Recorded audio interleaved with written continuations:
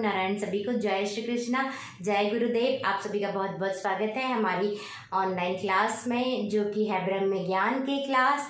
और साथ में हम शंकराचार्य भगवान जी की राइटिंग्स को समझ रहे हैं।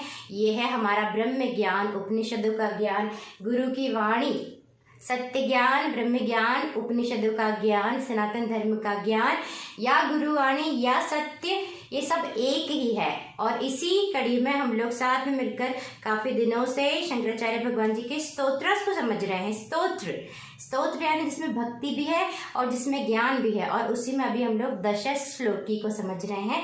तो हम लोग उसको स्टार्ट करने से पहले प्रार्थना करेंगे। आशा करती हूँ आप सभी लोग स्वस्थ हैं, सुखी हैं, सुरक्षित हैं। बाहर बहुत सारा अभी भी अलग अलग तरीके के वायरसेस हैं, डिसीजेस हैं, अनावश्यक व्यर्थ चीजें भी हैं जिनसे हम अपने आप को बचा कर रखें।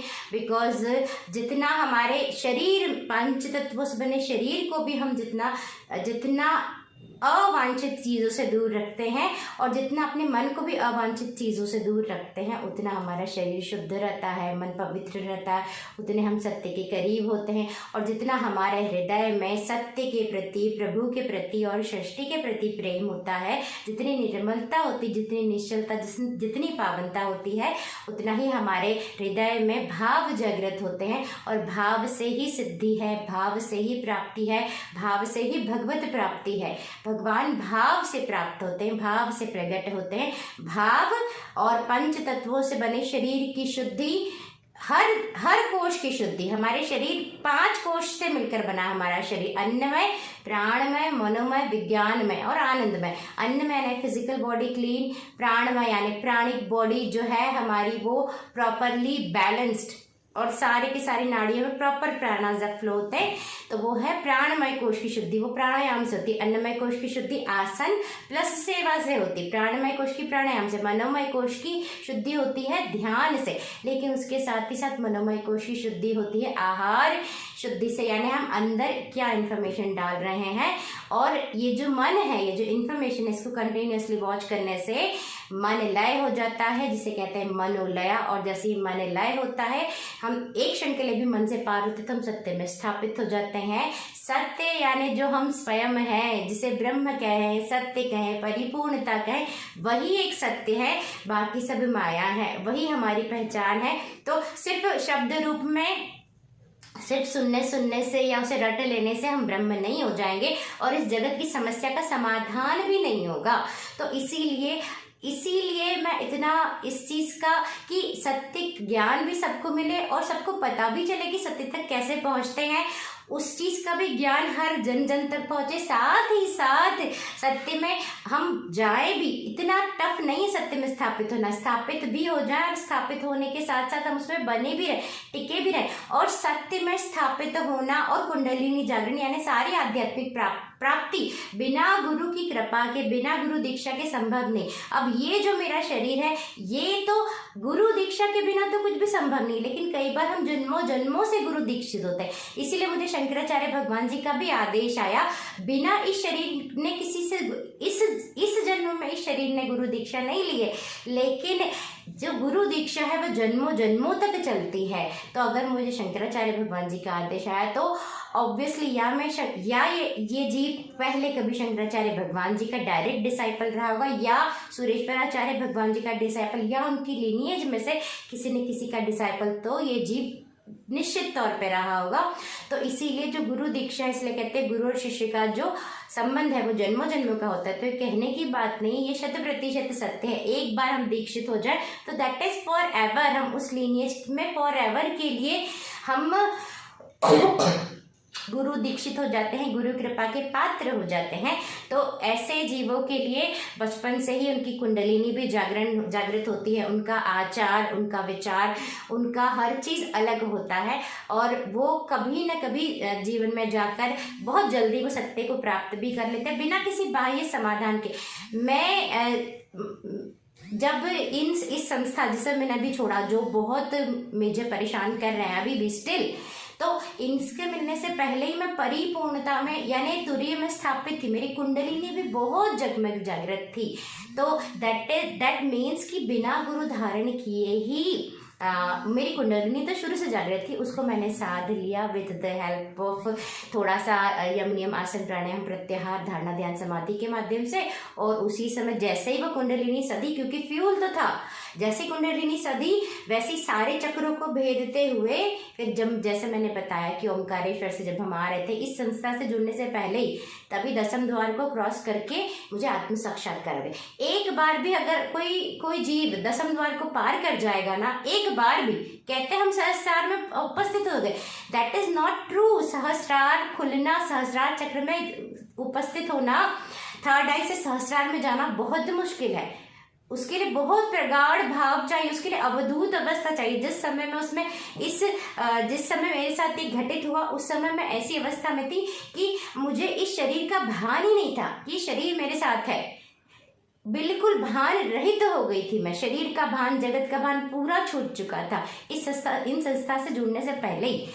तो इस संस्था का तो मेरे पर कोई कर्ज है ही नहीं, जिस तरीके की कर्ज की बातें कर रहे हैं और मेरे पर तंत्र करवा रहे हैं, जो कि एक बहुत ही छोटी चीज है। और ऑब्वियसली सबको समझ में आ रहा है कि ये तंत्र इसीलिए करवा रहे हैं because there is a bit of jealousy. तो आप लोग तो, ये लोग तो आध्यात्मिक भी नहीं, आध्यात्मिक होने का मैं आप लोगों को रहस्य बताती हूँ। सबसे बड़ा रहस्य यही है कि हम स्वार्थी नहीं हो, हमारा मन निश्चल हो, निर्मल हो, हम क्षमा से परिपूर्ण हो, हम किसी को बांध के ना रखें, हम किसी से ईर्ष्या राग द्वेष ये सब ना करें। ये तो पहली नेसेसिटी है आध्यात्मिक होने की। तो दैट इज रियली इम्पोर्टेंट। लेकिन अब हम क्या कर सकते हैं, हर किसी की अपनी अपनी वृत्ति प्रवृत्ति होती है। लेकिन ये जो लोग मुझसे जुड़े उनको तो मैं यही सलाह दूंगी कि आध्यात्मिक होना यानी हमारी दृष्टि निर्मल है, हमारा हृदय निर्मल है, हमारा मन निर्मल है। देखिए, एक होता है जानबूझ के किसी को परेशान करना, किसी के जीवन में परेशानी, षड्यंत्र करना, परेशान करना, that is never good in comparison. हम तो शुरू से हमारे स्टूडेंट्स को सिखाती हूँ। मैं छोटे बच्चों को पढ़ाती भी हूँ, अभी नहीं पढ़ा रही क्योंकि मैं अब अवस्थाओं में जाने लगी हूँ, इसलिए मैं किसी भी तरीके का प्रोफेशनल वर्क, तो मैं बच्चों को सिखाती हूँ कि कॉम्पिटिशन नहीं, cooperation, love, sharing. And teacher का तो काम ही यही है कि अपने से आगे स्टूडेंट्स को पहुंचाता है, वो ये काम है टीचर का। श्लोक नंबर 7। अब हम लोग थोड़ी प्रार्थना करेंगे। ओम आद्य गुरु शंकराचार्य की बोलो जय जयकार, आद्य गुरु शंकराचार्य की बोलो जय जयकार, जगत गुरु शंकराचार्य की बोलो जय जयकार, जगत गुरु शंकराचार्य की बोलो जय जयकार। मंडलेश्वर की अपार महिमा, श्रृंगेरी की अपार महिमा, भारत भूमि की अपार महिमा, जहाँ प्रज्वलित ज्ञान पूर्णिमा देवी शारदा अम्बा का है, देवी शारदा अम्बा का है अखंड साक्षात्कार। आद्य गुरु शंकराचार्य की बोलो जय जयकार, जगत गुरु शंकराचार्य की बोलो जय जयकार। शंकराचार्य भगवान की जय, सूर्येश्वराचार्य भगवान की जय, शारदम्बा मैया की जय, गुरुदेव भगवान की जय, ब्रह्म ज्ञान की जय, दश श्लोकी की जय, भारत भूमि की जय, श्रृंगेरी परम पावन धाम की जय, मल्लेश्वर धाम की जय, नर्मदा मैया की जय, महाकाली मैया की जय, पार्वती मैया की जय। न शास्ता न शास्त्रम न शिष्यो न शिक्षा न च त्वं न चाहं न चायं प्रपञ्चः स्वरूपावबोधो विकल्पा सहिष्णुः तदेको वशिष्ठः शिवः केवलोऽहम्, तदेको वशिष्ठः शिवः केवलोऽहम्, शिवः के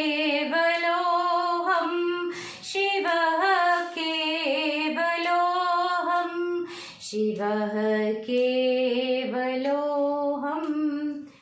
तो शंकराचार्य भगवान जी कहते हैं कि ना मैं टीचर हूँ, ना मैं स्टूडेंट हूँ, ना मैं गुरु हूँ, ना मैं शिष्य हूँ, और ना मैं तुम हूँ जो कि सुन रहे हो, और ना मैं ये हूँ जो कि बोलने वाला है,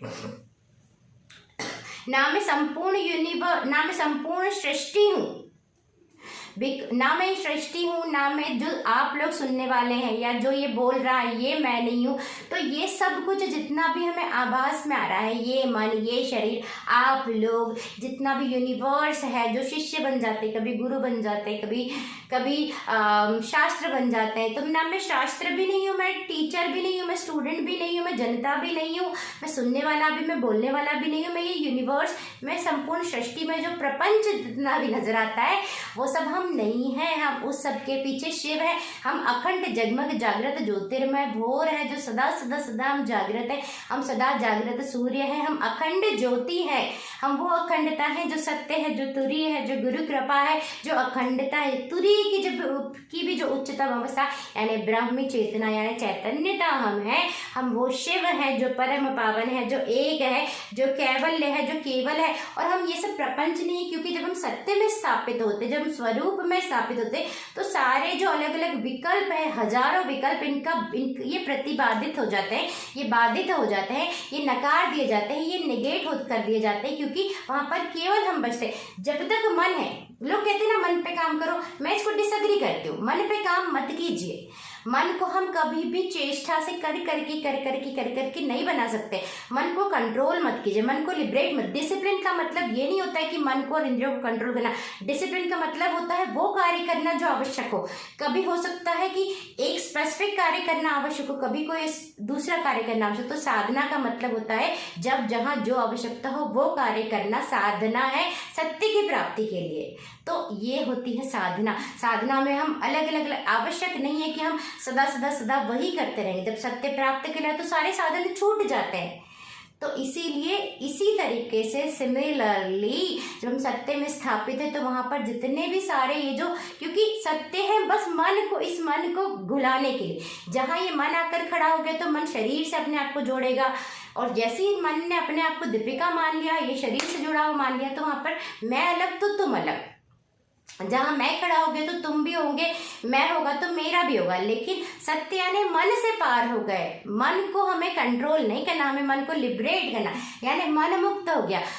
इसीलिए मैं कह रही हूँ कि मन पर कार्य नहीं करना है। हाँ बिल्कुल चित्त की शुद्धि आवश्यक है, लेकिन मन को स्पेसिफिक तरीके से बनाने की जरूरत नहीं है। मन का निर्माण नहीं करना।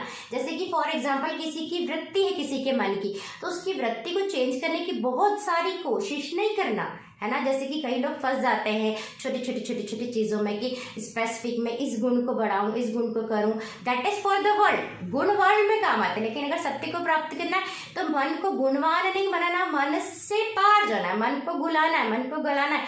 और जैसे ही मन घुलता है, मन गलता है, और मन के घुलाने गलाने के लिए मन पर काम नहीं करना। हमें किस चीज पर मुख्य काम करना है? एक तो चित्त शुद्धि यानी साधना, और उसके साथ साथ हमारा शरीर स्थिर रहे, मन स्थिर रहे, फोकस। जब हम कंटिन्यूसली वॉच करें, जब हम कंटिन्यूसली वॉच करते हैं माइंड को, हम जितने अवेयर, जितने जागृत, जितना शक्ति संग्रहित होती है, कुंडलिनी जागृत होती है। कोई कितना भी कह ले, बिना जागृत कुंडलिनी के, बिना प्राणिक ऊर्जा के हम सत्य में स्थापित नहीं हो सकते। तो कुंडलिनी जागरण बहुत आवश्यक है।